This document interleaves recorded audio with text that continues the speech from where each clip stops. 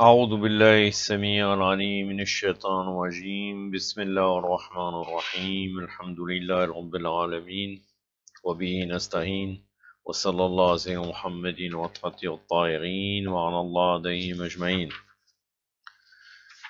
Toujours la suite des cours sur la connaissance de l'imam, le Kitab al-Hujja, le tome 2 de chapitre de Usul al-Kafi, la page 181. Une vidéo que j'ai appelée Comparaison entre les imams, alayhum salam, et les personnages du passé. Je commence, il y a dans ce chapitre 7 hadiths, je vais tous les citer, ils se complètent l'un et l'autre. Le hadith numéro 1. Abu Ali al-Ash'ari a rapporté cet hadith de Muhammad ibn Abd al-Jabbar et lui de Safwan ibn Yahya.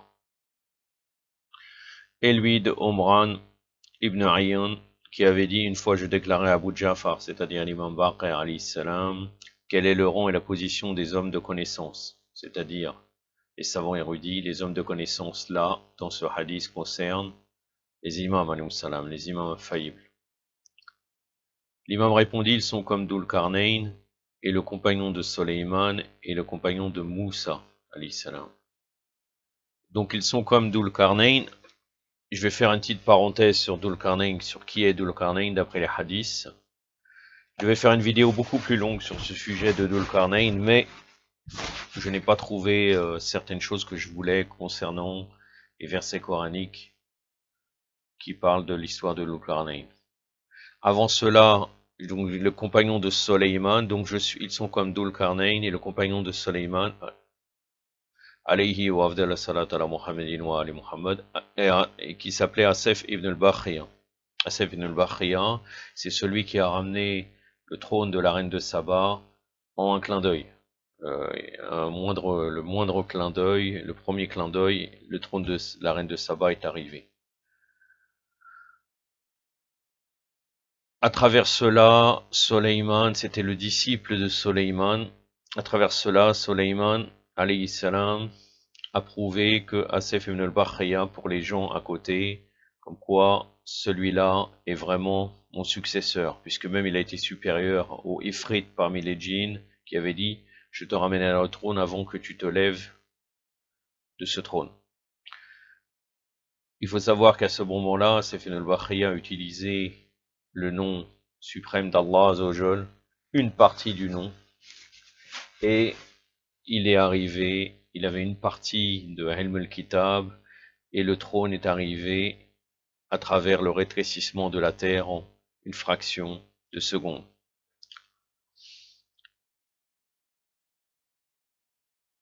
Pardon. Ils sont comme Dhul Qarnayn et le compagnon de Soleiman et le compagnon de Moussa. Le compagnon de Moussa, là, en l'occurrence, c'est Sayyidina Khidr, alayhi wa afdal salat ala Muhammad wa ali Muhammad. Sayyidina Khidr qui a enseigné certaines choses à Moussa, alayhi salam. Khidr n'était pas un prophète, mais c'était pour montrer à Moussa qu'il peut avoir certaines personnes qui détiennent une certaine science, qui ne sont pas forcément du même niveau que toi. Et ça peut même, on peut rejoindre ça concernant par exemple le Musraf Fatima alayhi salam, où Djibril est venu pendant 75 jours pour dicter le livre de Fatima alayhi salam, malgré que Djibril est inférieur à Fatima Zahra alayhi salam, mais il était envoyé pour cela, c'était sa mission. Là, Khidr en l'occurrence, était envoyé à Moussa alayhi salam pour qu'il lui enseigne certaines choses. Ça ne veut pas dire forcément qu'il soit supérieur à lui.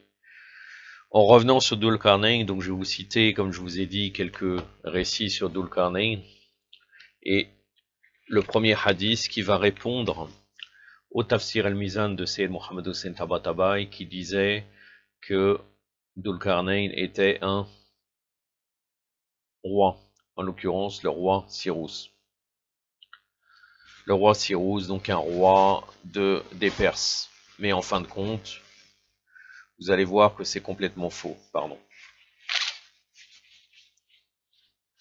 Allahumma salli ala Muhammad wa ali Muhammad wa laj'al farajahu man'an adahu. Et aussi les mukhalifines et certains chiites parmi les mystiques nous disent que c'est Alexandre. Vous allez voir que ça n'a aucun rapport. Dans son livre La perfection de la religion et l'accomplissement de la grâce, Kamal ad-Din wa Tamam al-Nirma de Shir ibn Baboui et al-Sadouk, al-Sadouk rapporte ceci d'El-Asbat ibn Boubata. Ibn al-Kawa se leva devant notre maître, Ali ibn Abi Talib, tandis que celui-ci était sur la chaire de la mosquée. Il lui demanda, ô prince des croyants, informe-moi au sujet du bicornu, donc en l'occurrence Dhul Qarnayn. Était-il un prophète ou un roi? Ses cornes étaient-elles d'or ou d'argent? Ali alayhi salam répondit, ce n'était ni un prophète ni un roi, ses cornes n'étaient ni d'or ni d'argent. Non, mais c'était un fidèle qui aimait Allah et que Allah aimait, qui conseillait Allah et que Allah conseillait. S'il fut appelé le bicornu, c'est seulement pour cette raison. Comme il entreprit d'appeler son peuple à Allah, on le frappa sur une tempe. Il s'éloigna quelque temps et revint prêcher à son peuple, on le frappa sur l'autre tempe.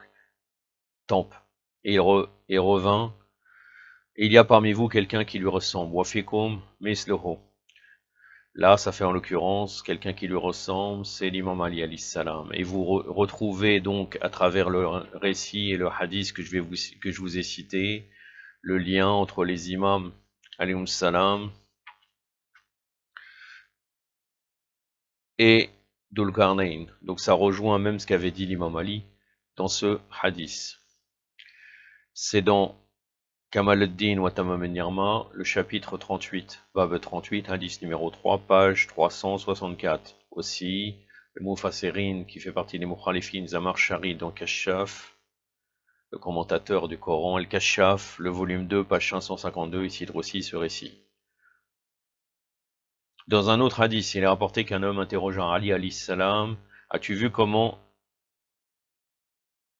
le bicornu Dhul Qarnayn n'est pas venu à subjuguer l'Orient et l'Occident? Il répondit, Allah lui assujettit les nuages, donc les nuages obéissaient à Dhul Qarnayn, l'a approvisionné en munitions et déployé pour lui la lumière, de sorte que la nuit et le jour deviennent égaux pour lui. Kamal ad-Din wa Tamam al-Nirma, le volume 2, le chapitre 38, le hadith 2, page 364. Zamar Shari, la même référence et la même page que j'ai citée précédemment. Dans le livre El-Mulwara, l'instruction des hommes, avec suppression de la chaîne de transmetteur, il a apporté de Jaber ibn Abdel al-Ansari cette parole. J'ai entendu l'envoyé d'Allah déclarer le bicornu était un serviteur intègre dont Allah avait fait une preuve pour ses serviteurs. Il appela son peuple à Allah et leur ordonna la piété à son égard. Mais ils le frappèrent sur la tempe, alors il s'éloigna d'eux un certain temps jusqu'à ce qu'on le dise de lui, mort ou disparu, quelques vallées qui les suivit.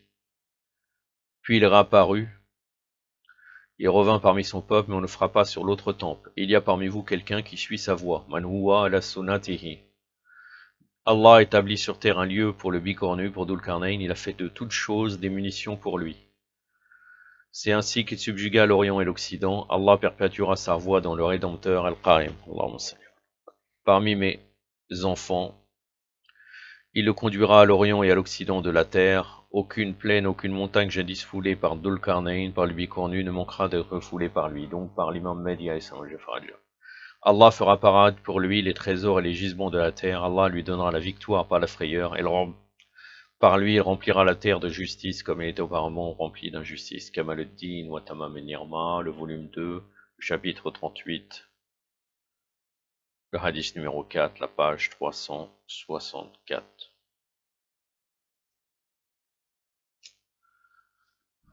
J'ai terminé pour cette parenthèse sur Dhul Qarnayn. Je reviens au hadith numéro 2.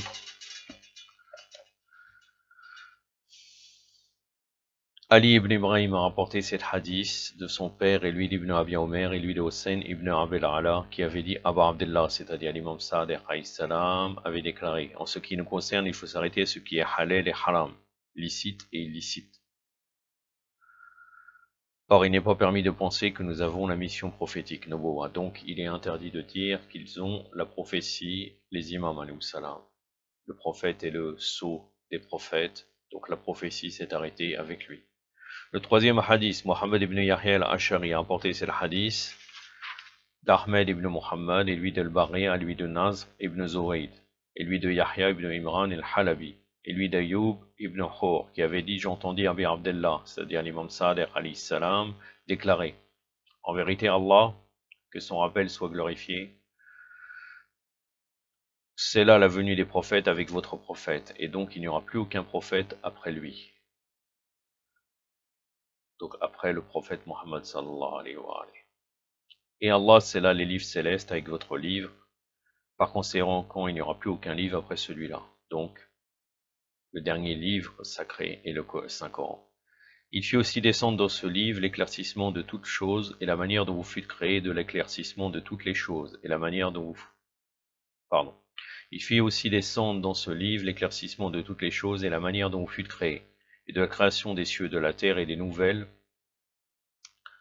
de ce qui fut avant vous et de la solution de toute dispute entre vous et des nouvelles de ce qui sera après vous et des affaires du paradis et de l'enfer et du lieu où vous irez. Le quatrième hadith.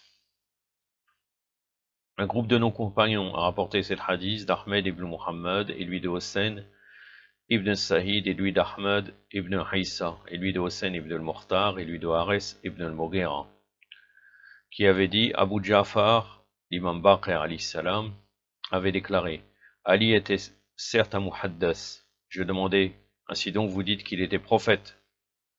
L'imam bougea sa main de manière à nier ce fait. Il déclara alors, il était comme le compagnon de Soleiman, et comme le compagnon de Moussa, alayhi salam, et comme Dul-Qarnayn, alayhi salam. Cette nouvelle ne vous est-elle pas parvenue qu'il avait dit au sujet de Dul-Qarnayn, parmi vous il y a un qui lui ressemble.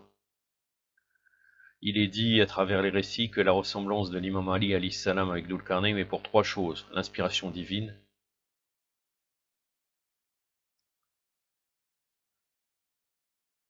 le fait que tous deux recevront deux coups mortels sur leur personne, c'est-à-dire au moment connu historiquement comme étant le moment où il a pris le coup d'épée empoisonné, l'imam Ali alayhi salam, et après au moment où il reviendra sur cette terre lors du Raja. Et aussi le règne universel d'Ali qui sera accompli durant son retour sur la terre.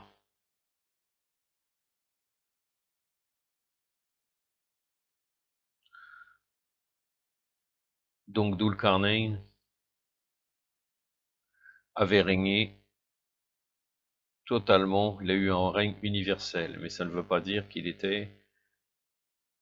Il n'y a que le prophète sallallahu alayhi wa alayhi qui a été envoyé pour toute l'humanité dans ce monde, min al-awwalin wal-akhirin.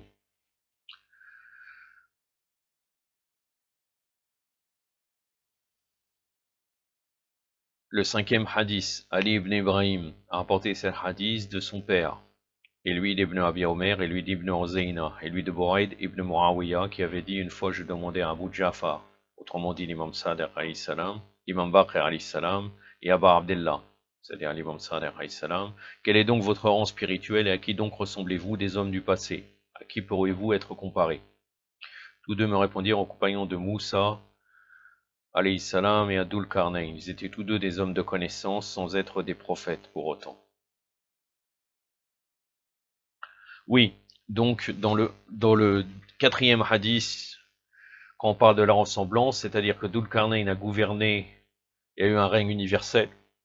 Mais la différence, c'est que le prophète sallallahu alayhi wa sallam était un prophète pour toute l'humanité. C'est le seul prophète, le prophète Mohammed, qui a été prophète pour toute l'humanité.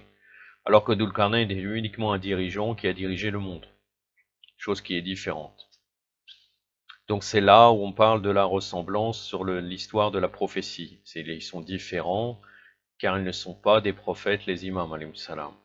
Le sixième hadith.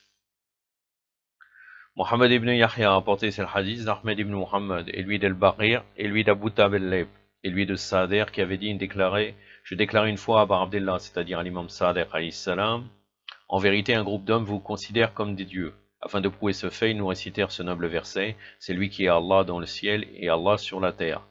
Surat al-Zukhruf, donc l'ornement, le verset 84. Celui qui est Allah dans le ciel et Allah sur terre, donc c'est-à-dire, selon cette interprétation de déviation, ça indique comme quoi il y a un Allah sur la terre, il y a un Allah dans le ciel et un Allah sur la terre. C'est le verset donc de sourate l'ornement et la sourate numéro 43 du Musraf actuel.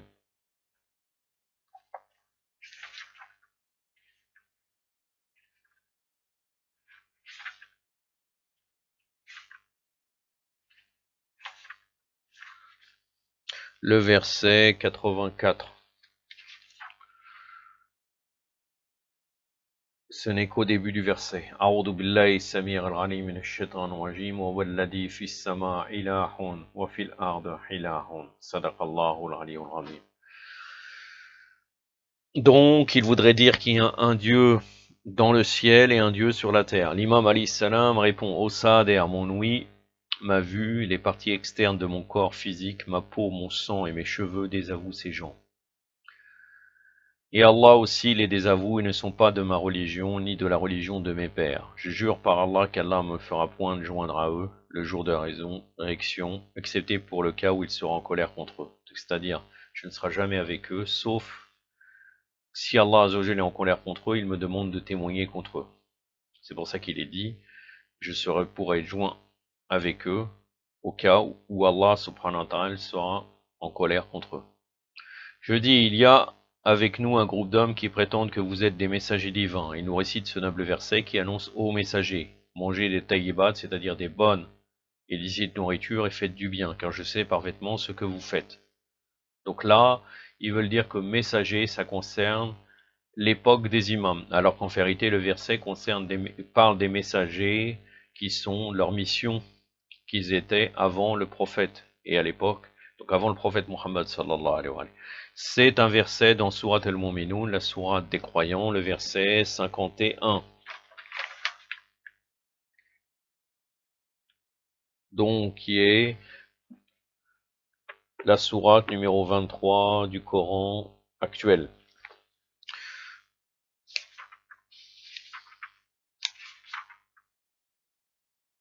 C'est le verset en entier. أعوذ بالله السميع العليم من الشيطان الرجيم يا أيها الرسول كل من الطيبات المال صالحا وعمل صالحا إني بما تعملون العليم صدق الله العلي العظيم.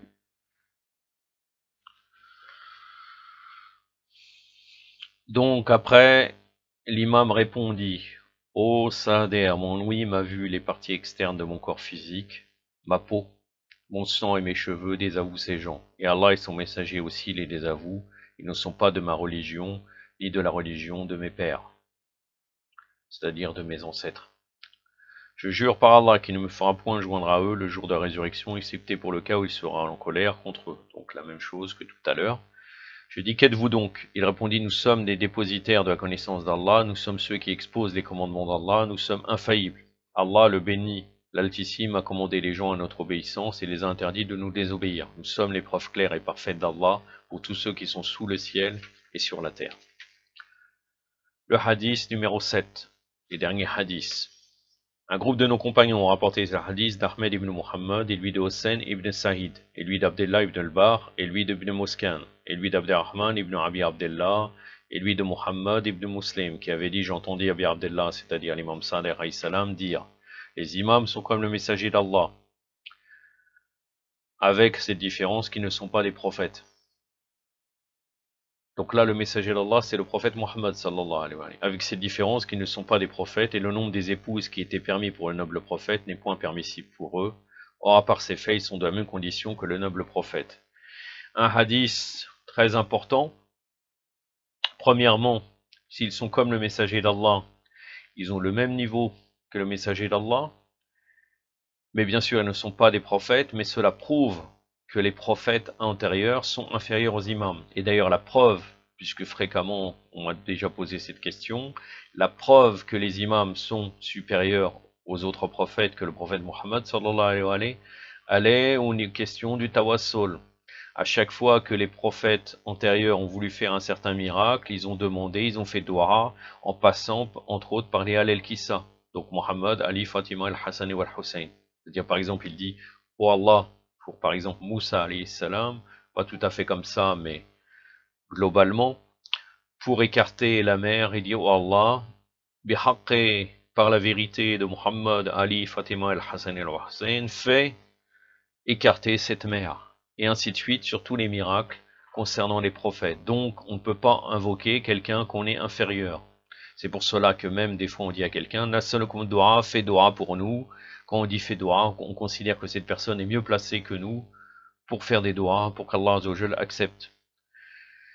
Et c'est relié avec un verset coranique dans Surat al-Maïda, je n'ai pas la référence claire, mais qu'on peut répondre au muhalifin, qu'on pourrait chercher, utiliser le moyen intermédiaire convenable, el-wasila. Donc c'est tawassul, et donc ça prouve, à chaque fois qu'on utilise un moyen intermédiaire, on utilise toujours un moyen supérieur. Comme les prophètes ont utilisé ce moyen intermédiaire, donc forcément, les imams, alayhim salam, sont supérieurs à eux. Par contre, on ne connaît pas le prophète Muhammad, sallallahu alayhi wa alayhi, qui a utilisé les Ahlul Bayt pour faire doua. Et aussi, au niveau de la législation, et le nombre des épouses qui étaient permis pour un noble prophète n'est point permissible pour eux. Donc le prophète a des lois bien spécifiques. Il me semble que les femmes, il y a eu plus que 9 femmes. Il me semble que le prophète Mohammed, d'après même un verset coranique, il ne doit pas dépasser. Maximum, il peut prendre 9 femmes. Après, effectivement, quand il a eu plus de femmes que cela, c'est lié dans la même époque, quand on parle de 9 femmes, sans compter après les femmes esclaves ou autres. Mais le nombre des époux, c'est 9, sauf que les imams n'ont pas le droit. Eux, leur épouse permise, il est comme tous les musulmans, 4 femmes. Donc c'est encore une différence, mais sinon, mis à part ça, ils ont la même condition que le noble prophète. J'ai terminé avec ce chapitre. La prochaine vidéo, Inch'Allah, sera sur le sens, ça va plaire à certains, le sens ésotérique de la prière, d'après un hadith de l'imam Ali alayhi salam. Et je m'arrête ici. D'habitude, je lis le mémorial des justes, mais là, nous sommes déjà à 22 minutes. Je vais m'arrêter ici, Inch'Allah. Yaktafi bihadha al-qadr wa sallallahu ala sayyidina Muhammadin wa atratir at-tahirin wa assalamu alaikum wa rahmatullah.